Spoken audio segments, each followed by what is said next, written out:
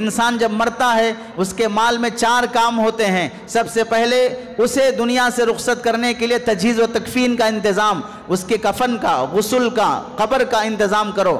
دوسرا کام اس کے بعد سب سے پہلے مرنے والے نے کسی کا قرضہ لے کے مرا ہے، سب سے پہلے قرضہ اس کے مال میں سے لوٹاؤ۔ تیسرا کام مرنے والے نے وصیت کی ہے تو سب سے پہلے اس کی وصیت پر عمل کرو، اور جو اس کے مال میں سے جس کو اس نے کہا ہے وہ ان سب کو لوٹانے کی کوشش کرو۔ چوتھا کام ہوتا ہے اب کچھ بچا ہے تو وراثت میں تقسیم کر لو۔ وراثت چوتھے نمبر پہ آتی ہے۔ اس سے پہلے 3 کام۔ ہر گھر میں میت مرنا ہوتا ہے۔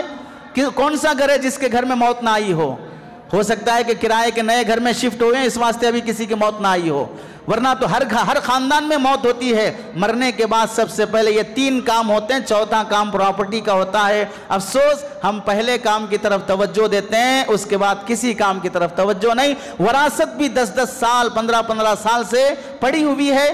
بھائی کھا رہا ہے، بہن کھا رہی ہے، بڑا بھائی لے رہا ہے، چھوٹا بھائی لے رہا ہے، بہنیں مانگ رہی ہیں، چھوٹا بھائی مانگ رہا ہے، ماں پوچھ رہی ہے، کوئی تقسیم کرنے والا نہیں۔ کیوں؟